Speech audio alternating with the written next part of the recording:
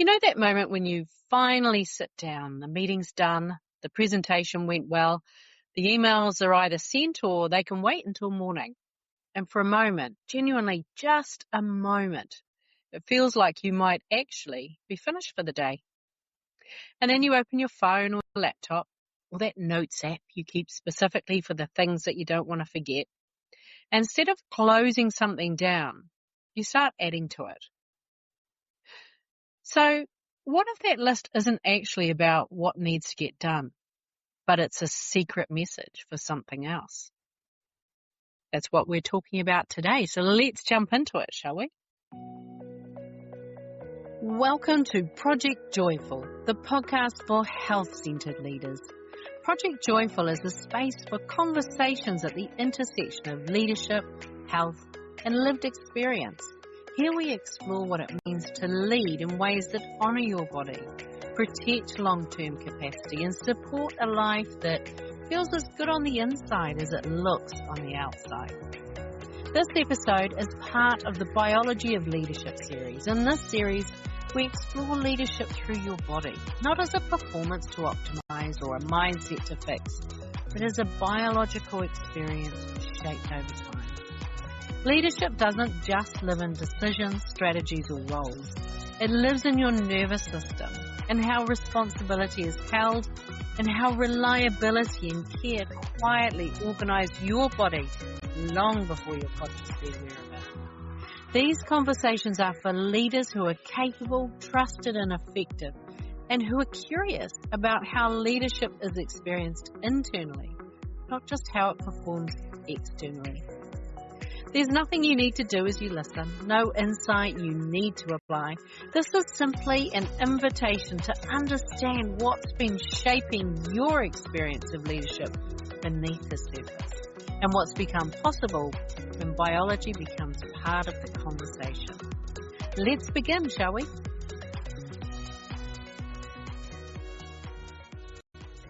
So, that moment where it feels like you might actually be finished for the day. But then you open your phone or your laptop or that fancy planner you use to keep track of things. And instead of ticking things off that list, you close one down and add two more. Not because something urgent's just landed, not because your manager's just messaged you, but because your brain has already moved to Thursday's agenda, to the proposal that still doesn't quite feel right, to the conversation that you had this afternoon that you haven't fully landed on yet, to the follow-up you need to have with someone on your team before the week gets away with you. And so you write it down, because if you don't write it down, you'll think about it anyway, except without the comfort of knowing that it's captured somewhere. So the list gets longer. It was already long, and now it's longer. And you are good at what you do. Nobody who knows you would describe you as someone who doesn't get things done. And yet somehow the list has a life of its own. You tick things off, and somehow there are more things on it than there were before you started the ticking. And most of the time, the explanation that you reach for is something like, well, I've just got a lot on. And that's probably true. But I want to offer you a different question today. What if the list isn't actually about what needs to get done? Because here's what the list actually looks like across a full week. Not just in the notes app, not just in the planner, but in the places you probably don't think to look for it. It's the drive home where you're already running through tomorrow. Not planning exactly, more like scanning, checking that everything is where it needs to be, that nothing's been missed, that you're across what's coming before it arrives. Or maybe it's Sunday afternoon and you open your email, not because anything's unresolved, not because anyone expects you to, but because you want to know what Monday looks like before Monday arrives. You want to be across it. You want to walk in prepared, already ahead of whatever might come up, already thinking 3 moves forward. That's not anxiety. It's just good leadership.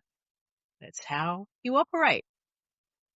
Or maybe it's the conversation at dinner where you're present enough, you're responsive enough, but a part of you is still on that proposal or still turning over what your manager said in that meeting. Still working out what she actually meant by it and whether you need to do anything before tomorrow.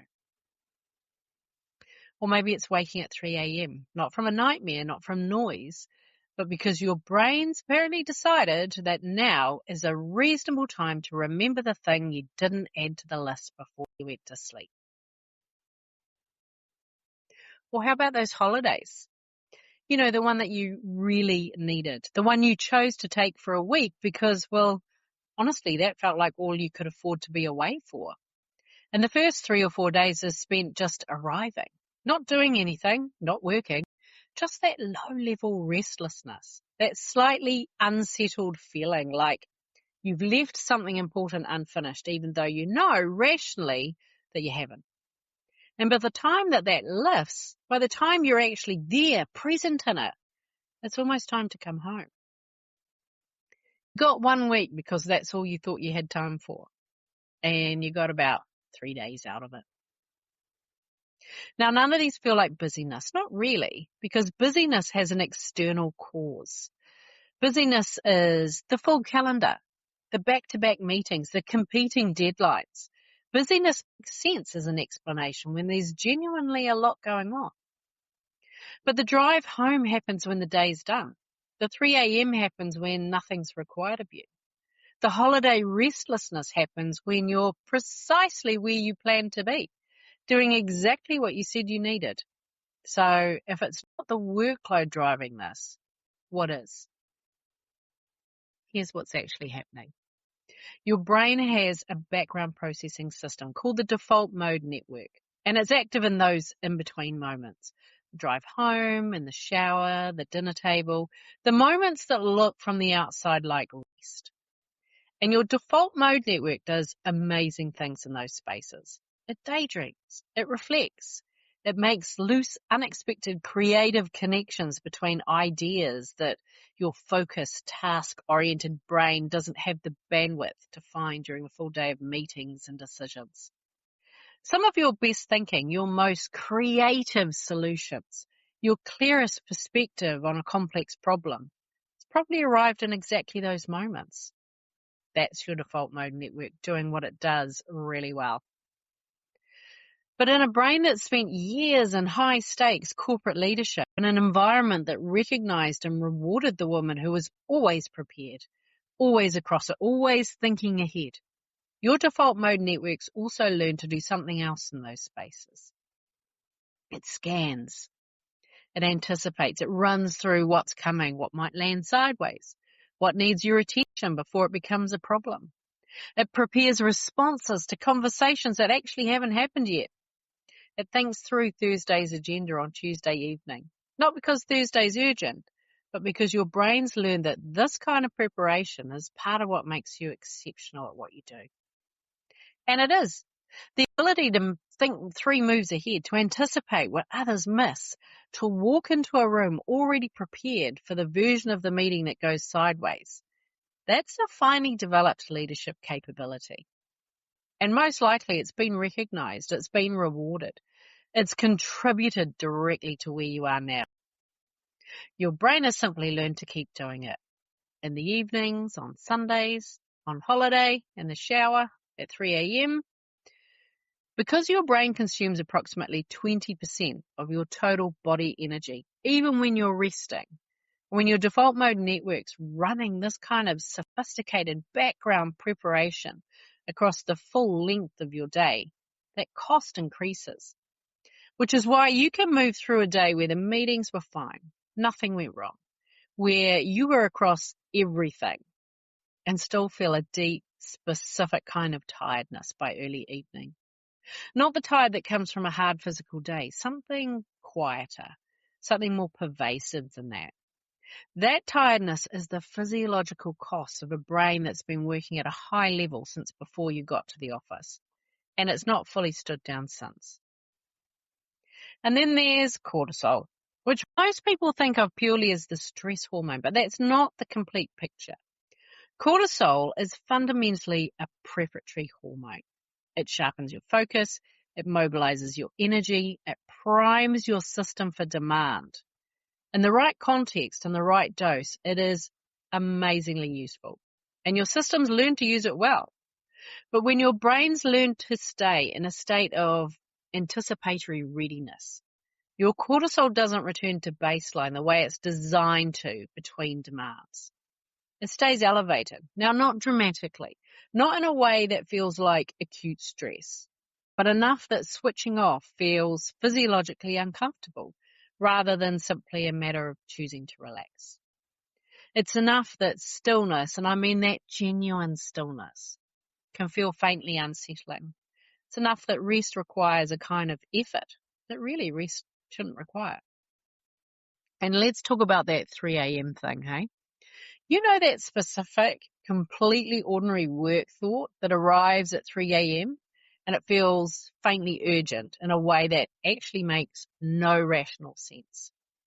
Well, that's your hippocampus, the part of your brain responsible for consolidating memories and unresolved cognitive loops. It's busy doing its processing work during lighter sleep stages. So when your brain's carrying a significant volume of unresolved preparatory thinking, and it usually is, that consolidation process surfaces, not as a nightmare, but as a meeting agenda item that apparently couldn't wait until the morning. You see, your brain developed this pattern because it served you. The preparation, the scanning, the anticipation, the list that captures externally what your brain's already holding internally. None of this was random. It was your nervous system responding intelligently to an environment that valued and rewarded exactly those qualities. The woman who anticipated problems before they landed, who walks in prepared, who was never caught off guard, who could be relied upon to be across everything. Your system was calibrated for that environment. And your system has performed beautifully inside it. But your role has evolved. The complexity of your leadership has changed. What's been asked of you now, the kind of thinking, presence, and decision-making that your leadership actually requires is different from what shaped these patterns in the first place. And it's just that your system hasn't received that update yet. It's still running a program that was written for an earlier version of your career because your brain is very good at what it learned to do. And it's simply not yet been shown that a different way of operating is not only possible, but actually it would serve your leadership more completely than this one does. So what changes when your system receives that update? Well, let me reassure you, because it's not your drive, it's not your standards, it's not the quality of your thinking or the depth of your preparation or the excellence that's defined your leadership. None of that is what we're talking about recalibrating. What changes is where all those qualities have come from. Because right now, a significant portion of your energy is being consumed by a program that's running continuously in the background. Your brain's scanning, anticipating, preparing, holding, long after the day has made its actual demands of you. And that energy has a cost.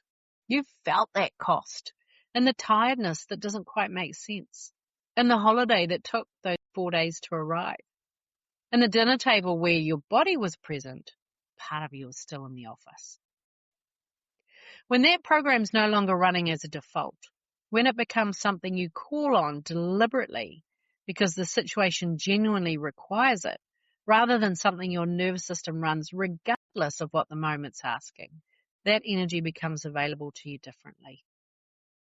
You're not less prepared, you're not less thorough, you're not less across your work. You're simply no longer spending the equivalent of a second job's worth of cognitive and physiological resource on preparation that the present moment's not yet asked for. And something else shifts too. Right now, your nervous system is absorbing a significant amount of what's happening around you. The pressure in the room, the anxiety in your team, the undercurrent of tension in a difficult stakeholder relationship, the unspoken weight of organizational change. Your system, primed and scanning, picks all of that up and processes it as part of its continuous preparation. It holds it so that others don't have to. It absorbs it so that the environment around you remains functional and safe. And you probably don't experience that as a choice, right? It simply happens because your systems learn that this is part of what responsible, capable, high-functioning leadership looks like.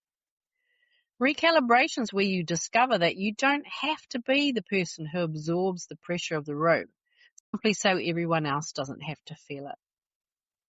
That the most effective version of your leadership isn't the one that carries the most. It's the one that remains most clearly itself under pressure. I want to share an image with you that came to me at a conference where I was sitting on an expert panel on mental health and nervous system regulation. And someone in the audience put their hand up and they asked me how I would define nervous system regulation. And what arrived for me in that moment was this. Imagine you're sitting in a concert hall. The lights have dimmed, the pianist walks out, sits down, and for a moment, there's complete stillness. And then the music begins. And what happens in a great performance is not that the pianist plays it safely. They move across the full range of the keyboard, the quiet, almost impossibly delicate passages, the sections that build into something that fills the entire hall, the moments of tension that sit right on the edge of resolution before they release. Every note is available to them. They're not avoiding the intensity of certain passages because those feel like too much. They're not lingering on a particular note because it felt good to hang out there. They're not rushing through the difficult sections to get somewhere more comfortable. They play all of it, and they let the emotion of the music move through them completely without bracing against it, without being swept away by it. That's what allows the person sitting in row 7 to feel something shift in their chest, to find themselves moved in a way they didn't anticipate when they sat down. That is nervous system coherence in leadership, not false calm, not the absence of intensity or drive or emotional engagement, not a version of you that's somehow less present or less invested in what matters. A version of you that has the full range available, who can rise to genuine demand completely, powerfully, with everything that that moment requires, and who can return to baseline when the demand passes, rather than continuing to hold a state the situation no longer needs. There's a neurobiological phenomenon called co-regulation. It describes the way one nervous system influences and synchronizes with another. And it's particularly potent in hierarchical relationships because the nervous system of the person with the most power in the room becomes the implicit reference point for everyone else's. Your team's nervous systems aren't simply responding to your mood or reading your body language in a general sense. They're literally orienting to your physiological state as a biological baseline. This means the internal condition that you're leading from isn't a private experience. It moves through the room. You know what it feels like to be in a room with a leader who's bracing for what might happen rather than responding to what is. You feel it before you can name it. There's a particular quality of tension that moves through a room when the person at the front of it's already holding more than the moment requires. Your team feels that same difference with you. Not because they're analyzing your leadership, but because their nervous systems are orienting to yours. A leader whose system is coherent and present doesn't transmit the same signals as one that's perpetually primed.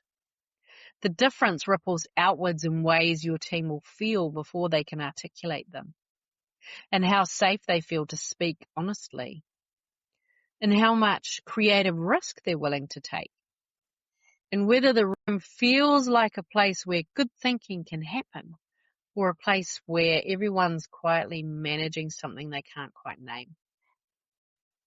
The difference in your own experience of your work's equally significant. Not because the work becomes easier or the standards lower, but because you're no longer paying that energy tax of running a program the moment doesn't need. You finish your day and your brain, your actual brain, comes with you when you leave. You're present for that dinner. You arrive at that holiday as soon as you checked into the hotel. And the list? Well, the list has a life of its own. It becomes a tool again, something you use when it serves you, not something your nervous system reaches for because the alternative, the open, unstructured, unplanned space of genuine rest, feels physiologically unfamiliar.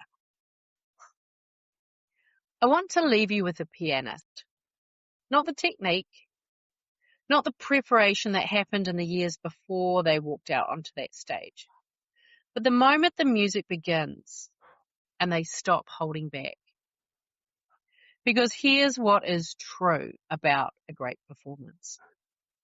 The pianist doesn't play less brilliantly because they are no longer holding back. They play more brilliantly. It's the courage to let the music land where it needs to land. The faith that comes from years of honing a craft to the point where you know, at a level beneath thinking, that you can meet whatever the music asks of you. The willingness to let it move through them completely rather than managing it from a safe distance. That's what makes the person in row 7 feel something shift in their chest. And I think that's true of your leadership too. The preparation, the thinking ahead, the ability to anticipate and hold and stay across everything. That's not what we're recalibrating. That's years of developed capability, and it's genuinely extraordinary. What we're talking about is what becomes available when that capability no longer has to work against itself. When your system's no longer consuming its own resource just to stay ready for a demand that hasn't arrived. When you stop holding back from the present moment because the next one already has your attention. That's when the music changes. Not because you've become someone different, because you've stopped holding back from who you already are. If this episode's opened something for you, if something in here's created a question you want to sit with longer, or a pattern you're seeing in yourself for the first time, I want to invite you to come and find us on the Project Joyful page on LinkedIn. It's where the conversation that starts in each episode continues to develop. You'll find video clips from our podcast conversations and deeper thought pieces on the specific ideas that we're exploring each week. My intention for that space is that every time you visit, you leave with something, a deeper understanding of something you recognized in yourself today, a new angle on a pattern that you're still sitting with, a sense of being seen in the specific complexity of the leadership that you're actually living. Search for Project Joyful on LinkedIn and come and find us there. I would love to see you in that space. For now, I'm sending you lots of love. Bye for now. Hey, thanks for listening to today's podcast. Can I ask you a favour? If our conversation spoke to you today, could you please take a moment to leave a 5-star review? Your review will help people discover this podcast, and together we can create a world where there's even more love and more laughter. And if you want to hear more from the Project Joyful podcast, just click the subscribe button. Bye for now.